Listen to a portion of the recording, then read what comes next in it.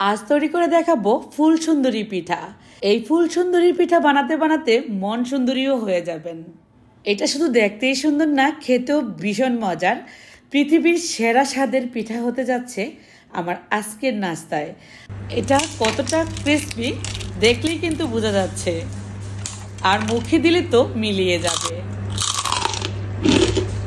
আর কথা নয়, চলুন দেখে নেই ফুল সুন্দরী পিঠার প্রথম ডোটা কিভাবে তৈরি করতে হয়। 1 কাপ পানি টকবক করে ফুটে উঠলে স্বাদ অনুযায়ী লবণ দিয়ে 1 কাপ পরিমাণ আতপ চালের গুঁড়া দিয়ে দিচ্ছি।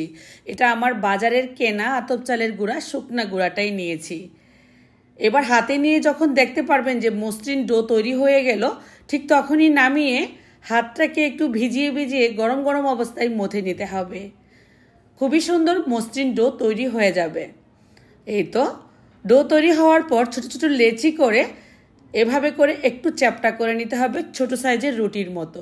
আর পাতাগুলো তৈরি করার জন্য এভাবে করে একটা সাইজ করে নিতে হবে লম্বা আকারে। তো যেভাবে করে নিলাম দেখলেই কিন্তু বোঝা যায় খুবই সহজ। তারপর ছোট ছোট রুটিগুলোকে শোন দিয়ে এভাবে করে ডিজাইন করতে হবে। ডিজাইনটা কিন্তু একেবারেই সহজ, আপনারা দেখলেই বুঝে যাবেন। খুব সুন্দরভাবে কিন্তু এই ডিজাইনটা উঠে একটা ফ্লাওয়ার হয়ে যাবে। তারপর আমি যে লম্বা আকারের একটা মেরা পিঠার মতো তৈরি করেছিলাম, এটাকে পাতা শেপ দিয়ে নিব। একটা বড় সাইজের সুই দিয়ে এভাবে করে কেটে নিচ্ছি। চাইলে কিন্তু খেজুর কাটা দিয়েও এই ডিজাইনটা করতে পারেন। এই তো হয়ে গেল একটা পাতা ডিজাইন। ফুলের মাঝে পাতা, দেখতে কিন্তু খুব সুন্দর লাগবে। আমি আরও একটা ফ্লাওয়ার তৈরি করে দেখাচ্ছি আপনাদেরকে শোন দিয়ে। এই তো আপনাদের বোঝার সুবিধার্থে আরও একটা বানিয়ে দেখাচ্ছি কতটা সুন্দর হয়েছে।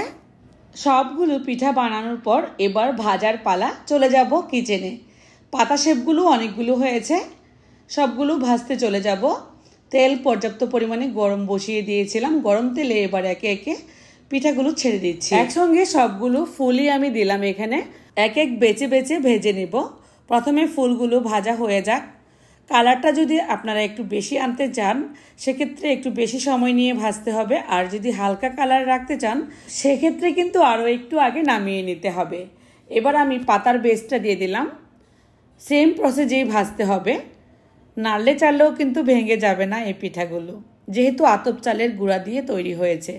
হালকা কালার রাখলাম পাতাগুলো। আর আমি ফ্লাওয়ারগুলো 2 কালারেরই ভাজলাম, ক্রিম কালার আর সোনালি বর্ণের হয়েছে। কত বেশি মুচমুচে হয়েছে এই পিঠাগুলো, বানানোর পর নিজেরাই বুঝতে পারবেন। যদি চান আপনারা শিরা তৈরি করে শিরার মধ্যে ডিপ করেও খেতে পারেন। আর এভাবে করে ভেজে বয়মে ভরে 1 মাস আপনারা সংরক্ষণ করতে পারবেন। কতটা ক্রিস্পি, আর মুখে দিলে তো মিলিয়ে যাবে। এটা যারা মুচমুচে পিঠা খেতে লাইক করেন তাদের জন্যই হতে পারে। কেমন লাগলো রেসিপি কমেন্টে লিখে জানাবেন। ভালো লাগলে শেয়ার করে দিবেন। আজ বিদায়, আল্লাহ হাফেজ।